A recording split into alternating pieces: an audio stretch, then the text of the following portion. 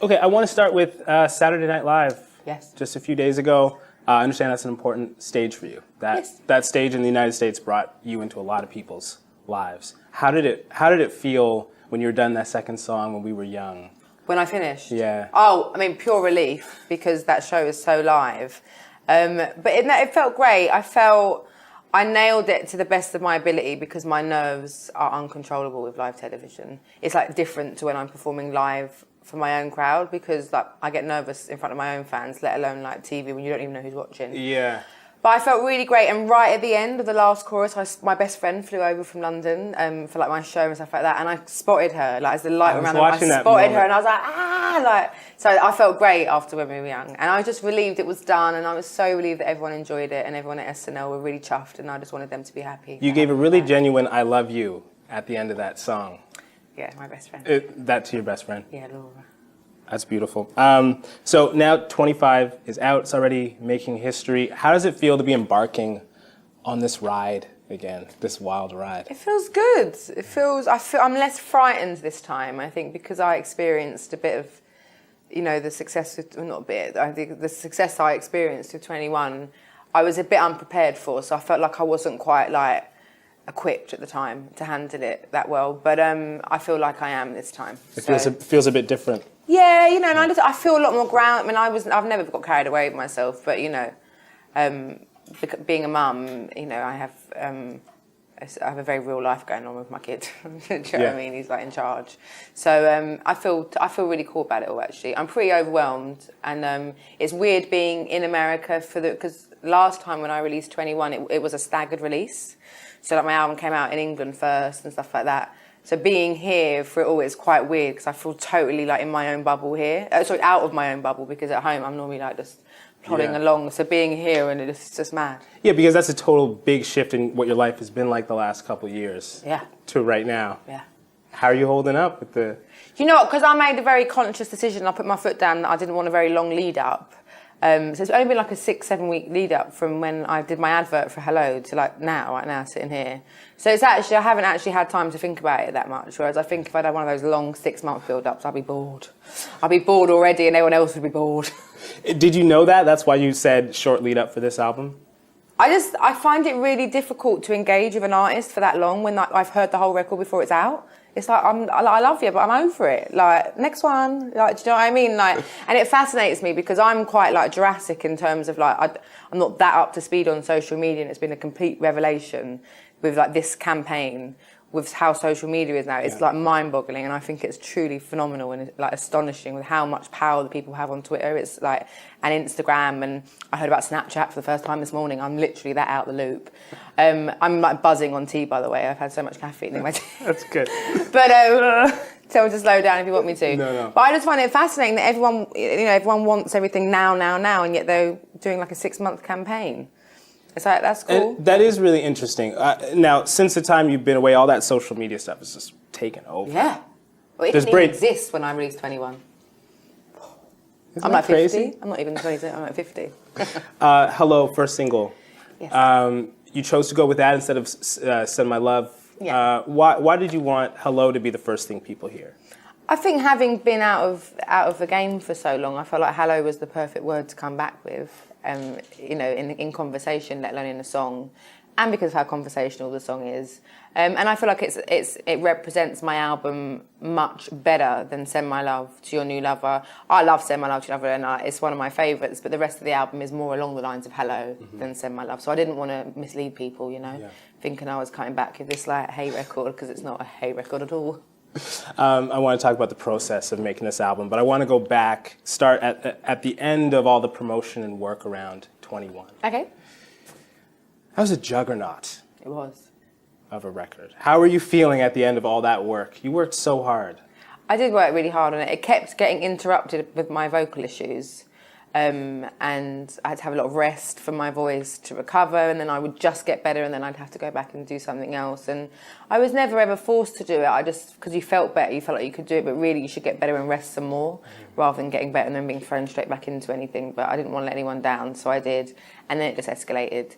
But it was quite astonishing, and I've said it already before, but like I was a bit frightened by it all. It felt like I was very much watching it from the outside. And that's not because I had to do so much rest, but just, you know, I'm not hugely comfortable being famous and being as successful as I have been and stuff like that. I just feel a bit, I was a bit like, what? Like, so, you know, I felt... Especially that kind of runaway success, right, of that album. Yeah, and also, like, now I love it, but it was like there was this moment where I had to hand the album over and almost disown it and be like, this is everyone else's album now. And, you know, it was my child. It was like, oh, and then I let it go, and then it felt fine, and that was cool. You became a star, you became a parent, you worked... For good measure, to see if I would crack under the pressure. And then on top of that, you planned and you made a record with the whole world waiting for it. That's a lot of life. It strikes me as a lot of life in a short span of time. What was that like for you? It was overwhelming, but I feel like I managed to get my balance with it all. In terms of people waiting, it's like I didn't share anything in order for people to not be guessing what I was doing. So I was making a record about people knowing. Everyone was just assuming, which is more fun to watch from my angle, being like, you lot ain't got a fucking clue what I'm doing, so keep writing everything you want to write, you know. And then it's that big reveal, and I do believe that music is an event. So I wanted this to be an event. Like every album that I look to buy on a Friday, it's an event for me. I plan my day around, I'm going to download it or buy it in the morning, and then I'm going to put this like hour here free so I can listen to the record, and that's my event. And I have an event every Friday, and it's one of the highlights of my week, you know. So by not sharing all the information and people just assuming I was making a record, I felt like it was easier to be like, well, this is what I've been doing, you know, which I thought was better. Do you have any favorite event Fridays in recent memory? Florence and the Machine, I was really looking forward to that record, and she didn't let me down at all. The sound of that record was absolutely stunning. So that's probably the biggest one I can think of how much of an event it was. I cleared up my whole day. I was like, okay, getting ready for it. Nice. This record, the process of making this record, as I understand it, was not as easy as 21. No, it's been the hardest process I've ever had. Tell me about the initial writing sessions. Let's start there. They were fun. I did them mainly with my friends, like not like people. They're people that work in music. Like they're not just random people that like. But and it was fun, but it was clear to all of us really quickly that, and they were brilliant and they're amazing and they're talented, but I just wasn't ready. I couldn't focus. I didn't have any ideas, and also that was sort of the initiation of me realising that I was now entering the studio all the time without any lyrics, and that my studio sessions would start from scratch. Whereas on 21, I had all the lyrics. So I would go in and we'd knock out a tune that people know now from 21, and it would be done in a couple of days because I'd have all the lyrics, you know, and I'd have a few chord ideas, or I'd have BB ideas or percussion ideas and stuff. Why did you want to try it this way without lyrics? I didn't want to try it. I wanted to go and live lyrics, but I didn't have time at home. Like I don't work at home at all. I don't even play guitar at home because I'm frightened I'm going to wake the baby up. So there's work and there's home. You separate those two. Oh, yeah. Oh, down the middle. Why is that so important to you? I don't take my work home, and I don't take my life to work either. It gets too emotional, which that sounds stupid because obviously I'm probably the most emotional person with my work that I could possibly be. But it's more, you know that saying like, oh, don't take your work home. Mm-hmm. Mine is more like I've got to really switch on to go to work. Like my personality is the same, so but being in a headspace of being mum to being me is like, it's quite a big shift. And you have to be strict about drawing those boundaries. Yeah, you know, and I'm really in charge with everything that I do with my career, you know, and I have a very firm stance on that. Whereas at home, I'm a hot chocolate, like I'm just a little puddle, you know. Okay, back to those writing sessions. How did you know when it wasn't working? When the songs, even I listen to, I'd be like, these are shit. Like, these aren't emotional at all. Or what do I even mean by that? Like, I would normally always know exactly what I mean when I'm singing or with whatever I'm writing about or singing about. So, yeah, when I was just like, nah. And, you know, and I blagged it, like, with myself. I was like, this is fine, this will do. This is great. Just got to get the record out. And then I played it for a couple of people and they were like, if you want to do it, then do it, but wouldn't recommend it. How was that, hearing that? Oh, I knew it myself anyway. I'm pretty all right at taking critique. As long as the critique comes at the right time, in the right tone, I can take it all day long. Do you remember where you were when that process started to turn around for you? When you started to stumble upon material and a sense of what you wanted to do? Yeah, Remedy was a breakthrough, but that was a breakthrough in the bad period. So I wouldn't say that was the breakthrough of them when I was writing, because I think it was Hello. Hello. I think it was Hello, the verse. It happened really quick, and it just felt great. It felt great to me. I was like, I want to finish. It felt this. like you. Yeah. Yeah, it was. It was like a very much, like there I am. You know? I understand your son's birth was important for you in this journey as well, creatively. What did that spark inside you? Pride. A lot of pride in myself. He gives me a lot of pride. I never really, I don't know how to describe it. I never really thought much of myself in terms of what I'd managed to create and what I'd managed to pull off and how far I'd managed to bring myself, like from like when I was born and stuff like that, and out of just sheer willpower and obviously luck. But like, I didn't really think that much of it. And when I had him, it just, for me, everything, my whole life made sense. I was like, oh, I get it. Like, this is what I'm here to do. I'm here to be his mum. Like, you know, so the world just made sense to me at that point and just gave me a, you know, I feel so great having given birth to a human being. I feel great. And I feel very powerful. And the fact, like, it's just great. I love it. I feel like I could do anything. I can only imagine that. Yeah. Unfortunately, I'll never I'm sure experience the way that we're moving so fast, I'm sure you can get pregnant in like 20 years. From Twitter to that, yeah, hopefully the technology goes there. But yeah, just pride. I say pride mainly. Yeah. Pride, confidence. Yeah. And wanting to have a legacy, and not in terms of my career, but also like every single thing I say, how I interact with my friends, the bonds I have with my friends, partners and kids. That's all part of my legacy that I'll be leaving for my child, you know. You worked with some big name songwriters, the Ryan Tedders, the Bruno Marses on this record. You also worked with some rising talents like Tobias Jessup Jr., who wrote glowingly about his experiences. Oh, I know. I read that the day I was doing SNL and I was a mess. I was like, oh, God. I love Tobias. Yeah. I rate him so much. He will be writing songs with me for the rest of my career. That's amazing. I absolutely love him.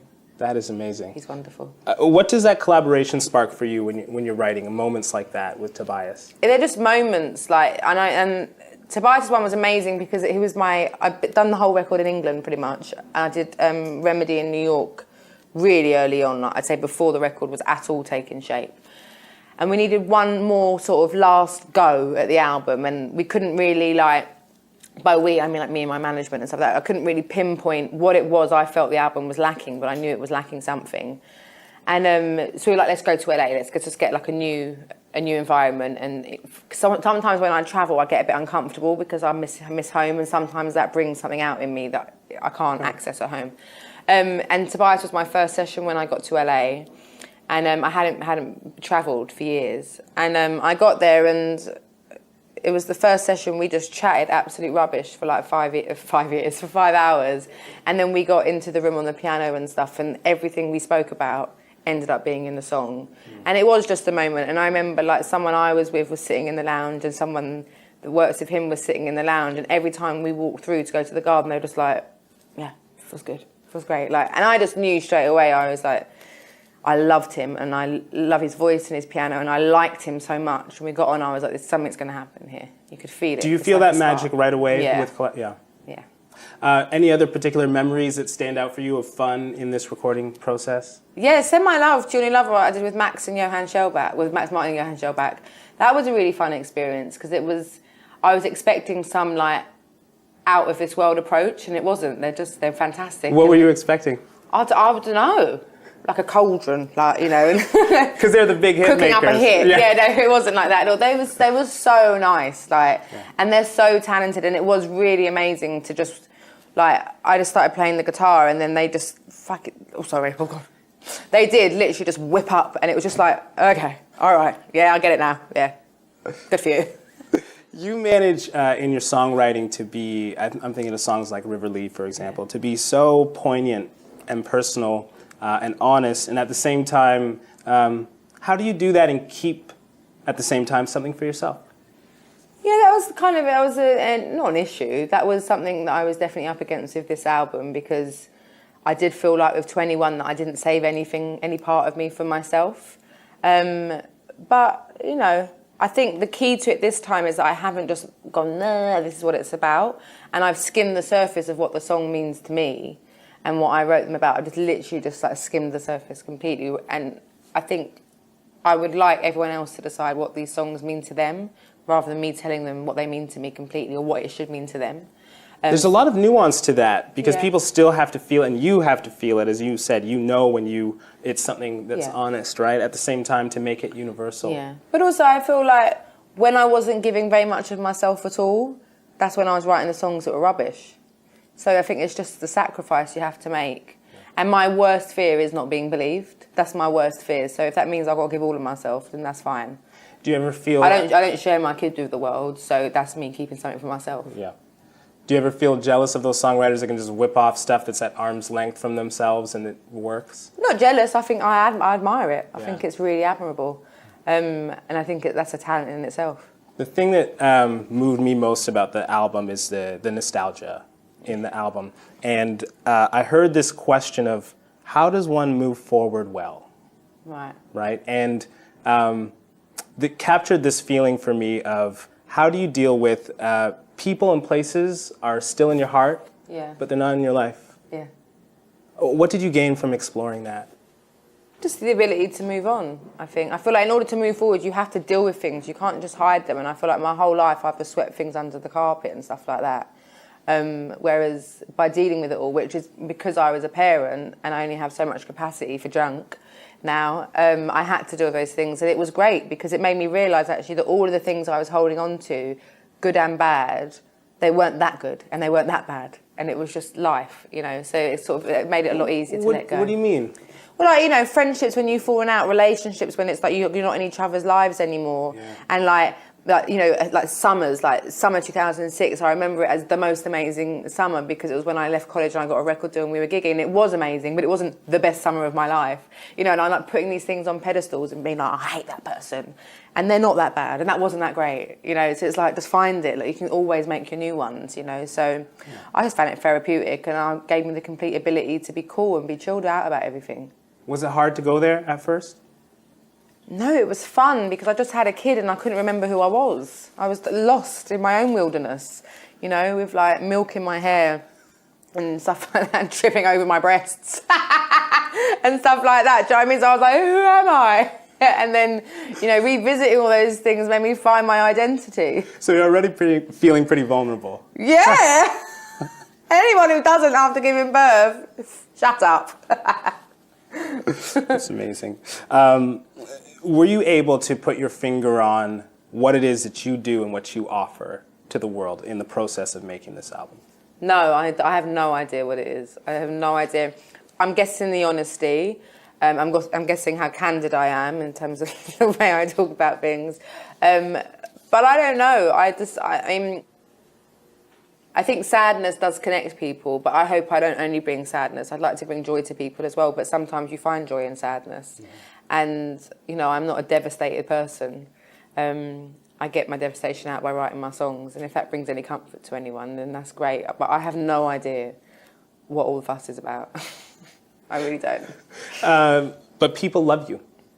Well, they really love you. Is it hard to receive that? I'm getting a bit better at. I don't know if the word is humble, because I think I am humble, because I'm a bit like all the time. But I don't know what would the word be. It makes me uncomfortable, and I don't. But like not as in like, oh God, no. It's more of like, what? Like, yeah, I don't know. I'm getting better at it though. I'm getting better at taking compliments and being like, thank you very much, and I mean it. But you know, without being like, oh, but I did like this. Oh God, no, look at me this morning. Do you know what I mean? Can you imagine that would be so hard to receive all of that? It's a lot of love, right? I mean, I'd rather love than hate. Exactly. You described making this album as the hardest thing you've ever done. Yeah. Even harder than having a kid and raising a kid? Yeah. How so? I find raising a kid and having a kid really difficult, but that's easy compared to getting the balance right between feeling like you're spending enough time with your child but spending enough time on your work. It's really hard, and I have so much respect for anyone that's ever done it and is ever doing it, because I am privileged with how I'm managing to find my balance, you know, and other people aren't.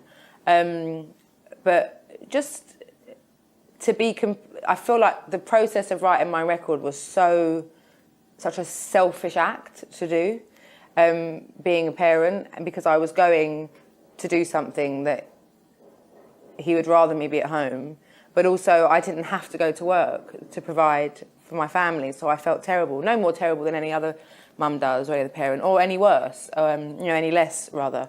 But I felt, and I still feel terrible. I feel terrible all the time. I think we all do. And I think, so getting that balance is the hardest thing for me. And I wouldn't have to get that balance would I not be making this record and stuff like that.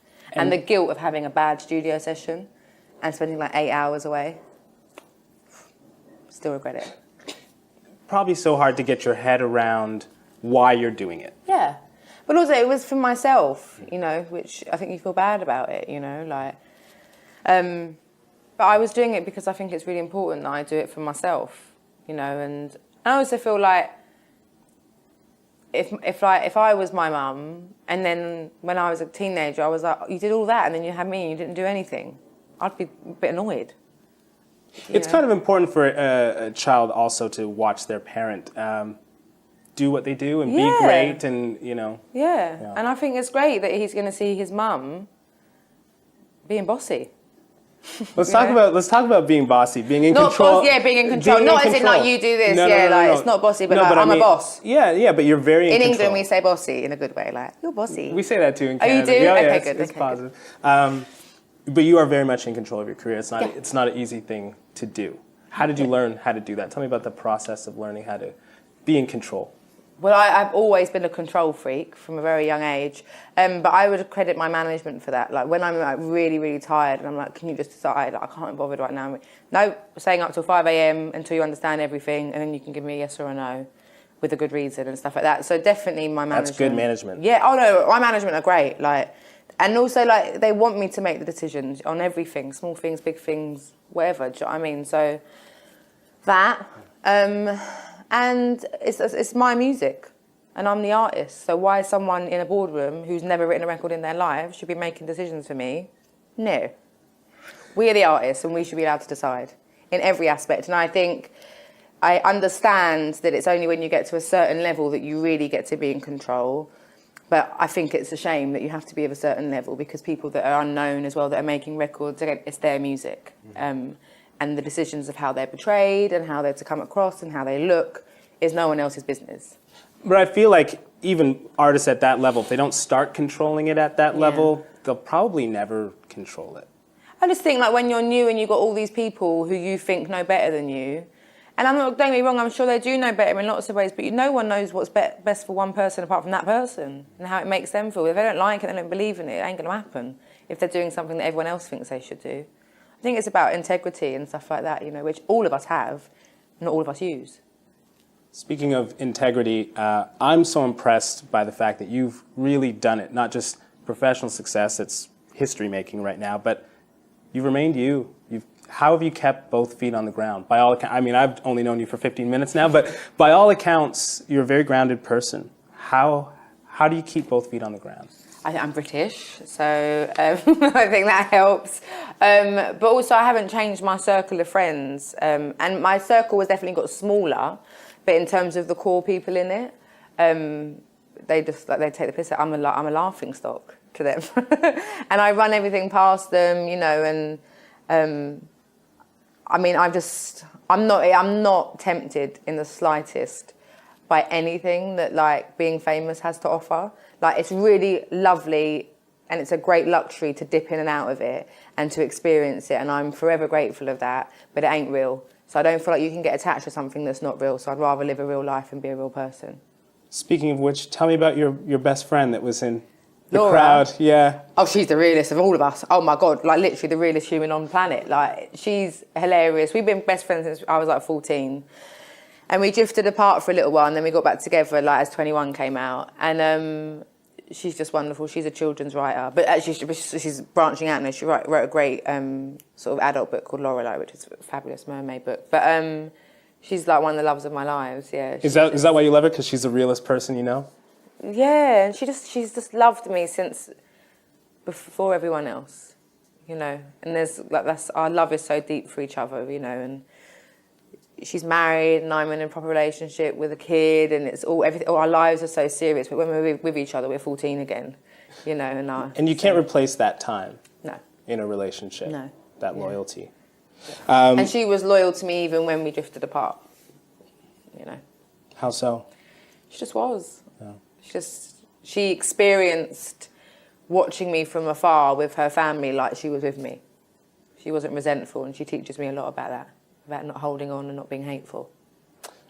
25 is already a huge success. The sales numbers are just staggering. There's all sorts of statistics flying around the internet. But how do you define success for this album? As long as my fans are happy, and as long as I'm happy. I mean, I'm not happy. I mean, I'm obviously am happy about, but stats and figures don't make me happy. It's people's reactions and stuff like that. And I feel like it's gone really well. I think it's ridiculous what's going on here. I'm not even American. I'm not even. It's like some girl from Tottenham's breaking a week one record. I mean, if you'd seen Tottenham, you would know that this is ridiculous. But it's amazing, you know. But I don't know. I just want to do some shows. Speaking of shows, what's coming up next for you? I'm going to go home, chill out for a few days, and then I've got to go to Europe. And you're excited for that? I am. I'm nervous about the challenge of it because, well, the challenge of it. I don't love touring, but I love the shows. But I feel like I'm only going on tour for the fans. There's no other reason, because I don't need to go on tour.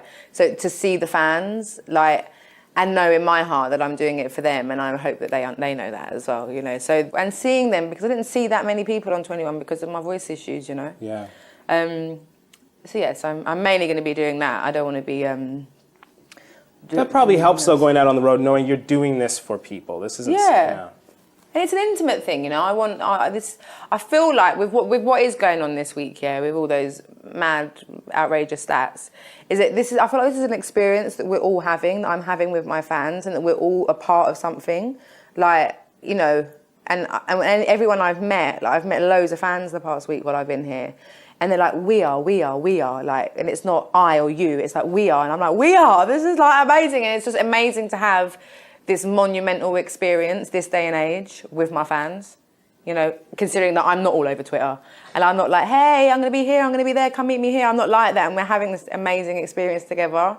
And I think it just shows that music is alive and well, and the fans are there. People are here. Music's a huge part of their life. That's beautiful. I think that's as good a note as any to end on. Great, you were wonderful. Such a pleasure to meet you. You were really wonderful. Thank you so much.